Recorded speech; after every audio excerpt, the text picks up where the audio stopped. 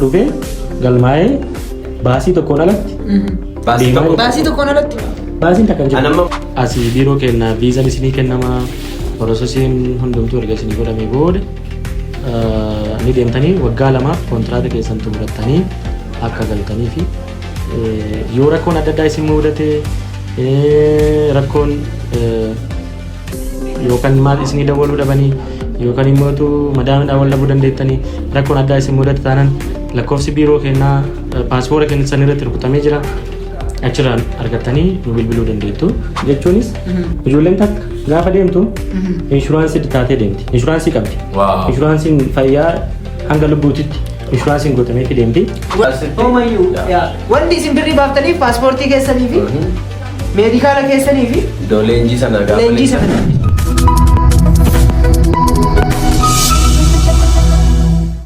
Yoo yaa ashama harka fuunee kabajamtoota hordoftoota keenyaa har'a kan itti argamnu Finfinnee naannoo Birbirsa Gooroo yookaan immoo Piyaasaa kan jedhanii gamoo Khaliifaa darbii saglaffaa irratti argamna.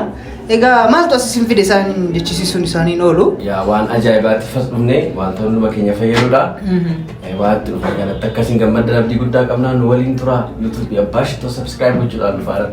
Ta'a like share comment video kana like gochuudhaan eegalaa isiniin jenna. Egaa har'a kan itti argamnu waan gaarii biyya alaatti eejensii hojjetaa fi hojjechiisaa wal qunnamsiisu waggoota dheeraadhaaf hojiirra kan ture yoo ta'u guyyaa har'aa biiroo isaaniitti nu affeeranii tajaajiloota isaan kennanii fi akkasuma wantoota amma hojjechaa jiran wantoota kana dura hojjetanii fi kana booda namoonni yoo information barbaadan akkasuma karaa kanaan fayyadamuu barbaadan hojii biyya alaatiitti namoonni hojjechuu barbaadan akka irraa fayyadamaniif information kana uummata biraan akka kennuuf ni yaamani.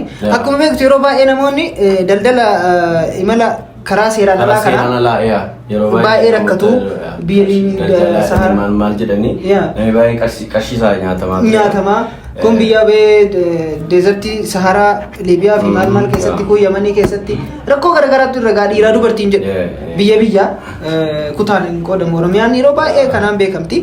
Rakkoo kana furuudhaaf isaan qaama akkuma as biratti agarru Federal Democratic Republic of Ethiopia Ministry of Trade and Regional Integration eeyyama qabu. Waa'ee eeyyama kanaallee waa'ee hojii isaaniillee eeyyamni kun asitti akkuma arginu sadii maaliif akka sadi ta'ee barbaachisallee hojiin isaanii maal akka ta'e maqaa isaanii barsiisuudhaan maqaa isaanii irraa nuuf akkaanii itti darbuun dura haala simannaa nu godhameef yeroo dhufnu isa kaameeraa alatti haala simannaa nu godhameef guddaa galatoomaa isiniin jenna maqaa keessanii fi nyaachuun kana yoo gadi baane kabiraan hayyee itti fufaa maqaa keessanii beeksisuudhaan. Maqaan kiyya Ahmad Tamam jedhama. Abbaa dhaabbata hojjechiisaa walqunnamsiisa waan gaarii jedhama. Biyya alaatti walqunnamsiisa hojjetaaf hojjechiisa waan gaarii jedhama. Egaa dhaabbanni keenya akkuma beekamu namoota biyya alaatitti walqunnamsiisuudhaan kan beekamu karaa seera qabeessatiin namoota walqunnamsiisuudhaan innis biyyoota Arabaat irratti yeroodhaaf fookas goonee hojjechaa jirudha. Lammii keenya rakkoo adda addaa keessa baasuu hojii dhabdummaa hir'isuuf kana kanarratti fookas goonee kan hojjechaa. Okay, mee tajaajiloota isin kennitan keessa namoonni isin ergitan dhiira moo dubartiidha?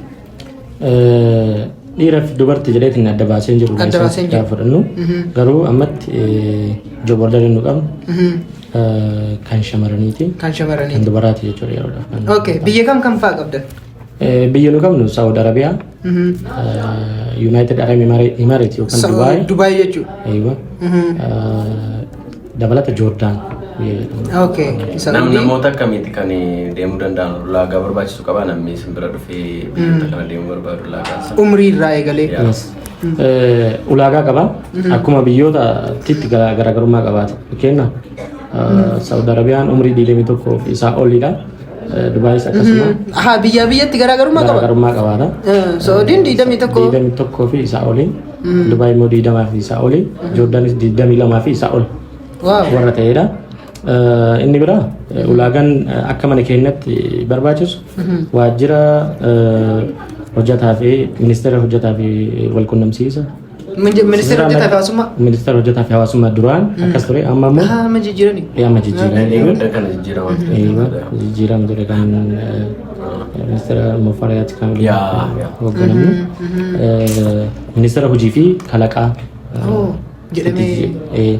isaan jalatti kan bulluudha. Karaa isaaniitiin ulaagaa lafa taa'etu jira. Ulaagaa lafa taa'ee nam tokko biyya alaa deemuudhaaf dura tireen ka ta'e ta'uu qaba. Nama qabiinsa Kan leenjii. kan leenjii iskiildi nama ta'e. Leenjiin kun Bisa maal lenji barbaachisaadha jechuudha qaba. Sirriitti. Maaliif yoo jettan duraan akkuma ijoolleen keenya akkuma baadiyyaa dhufaniin Yaa, waan akkasumatti. takkaan agarre deemanii biyya sanitti arguu even mana fincaanitti fayyadamuun Yaa. isaan rakkisaa. Firiijiin beekanii, maaliin uffataa waan hunda isaan rakkisa ture. Amma garuu dhaabbattoota kana leenjisantu jira. Okay, Kana irratti kana leenjisanii leenjisanii kana leenjisanii iskiildi nama ta'e qofa kan nu biratti dhufee kan maa'u tokkoffaa paaspoora kan qaban ta'uu qaba. Umriin isaanii kan siin jedhe kana ta'uu qaba. Ka achirraa hafe immoo nama iskiildi ta'e kan nama COC qabu ta'uu qaba. Namni kana ta'e dhufee galmaa'ee baasii tokkoon alatti Baasii deemaa tokko- jira. Baasii tokkoon alatti. Baasiin takkan jiru. Anamma mucaa limbeeku mucaa ollaa keenya tokko yeroo Yeah. daldala kana qarshii guddaadha kana ejensiiwwan tokko harkaa fuudhee baay'ee dhiphataa turte amma as biratti Maal nama baay'ee kenna? yaa Yeah. ijoollee baay'ee keessumattuu abbaa Yeah. haati qarshii guddaatti baasanii Baay'ee. loon Sirriitti. gurguranii Yeah. Yeah. yerootti daldalaawwan seera Yeah. qabeessa hin taane yerootti nyaatan jira. Yeah. Asitti garuu namni ulaagaa kana qabaatee sin bukkee dhufe baasii tokko malee deemuu danda'a jechuudha wal quunnamsiisuu dandeessu. Baasiin isaanii yoo jiraate wanuma taaksii ittiin dhufanidha. Baasiin isaanii already gara ministeera hojiif kalaqaa jedhu kana limitedly lafa taa'eetiin jira. Okay, Innis maayil yoo jettan baasboora isheetu baafata, Okay, yeah. meedikaala kana isitu baafata. Kun baasii gaafannu Kun baasiin jedhamu. Kana osoo hin ta'in gochuu danda'ameeti. Ka sadii achitti baasii guutuu viizaadhaaf maalidhaaf wanni. tikeetiidhaaf maalidhaaf hundi karaa nuti xumuraa jechuudha. Nuti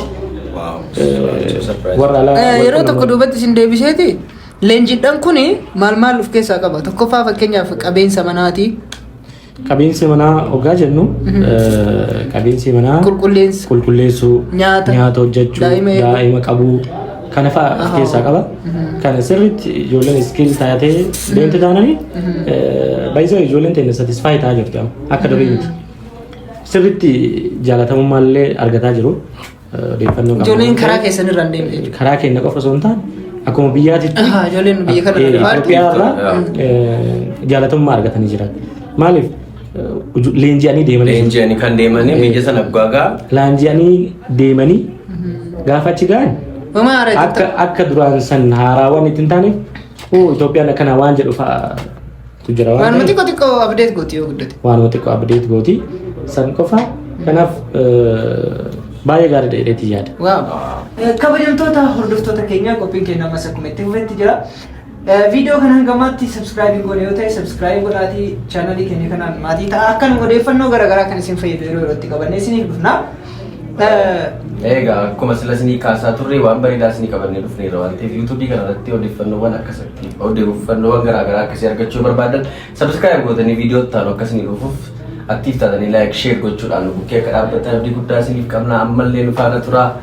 Carraa waan ajaa'ibaa dhagaa jirra asitti duraan kan beeknu ejensiin hedduu even qabdii 50,000 200,000 kan inni jira. Inni ta'e achi booda prosesiin keenya gana sii gahaa ji'a 3 ji'a 6 namin jedhanii ji'a 6 booda illee yoo kasii deebuu taate parsantii 50 yookiin irraa murataniit yookiin sanuus hin deebisanii amma immoo akkuma dhageenyu wanti kuni firiidha. Firiidha homaa wanni isaan baasan hin jiru wanti isaan baasan paaspoortii ofiiti meedikaalaa tiraanspoortii maal kun immoo baasiin jedhamu. Egaa uummanni keenya yeroo hunda akkuma dubbataa turre karaan taaneen deemtanii yookiin dallaala irraan deemtanii karaa Yamanii maalii kanaan deemtanii qarshiin taane baastanii kasaarurraa karaa seera qabeessaan biiroo ofishaalii kan ta'e eeyyama guutuu kan qabu bakka isaa kan namni hundi dhaqee nutis dubbachaa jiru jira. Kan akkanaa biiroolee akkanaa kanarraa osoo deemtanii hundi keessanuu rakkoo gama gaaga'insa isaa Kun furmaata maatiifis biyyaafis ta'a lubbuu isaaniitiifis I think falata maaliif ejensiin asii gaafa erga hojjetti isaan faana waan rileeshinii qabuu fi kun waan baay'ee isiniif fayyada jenna.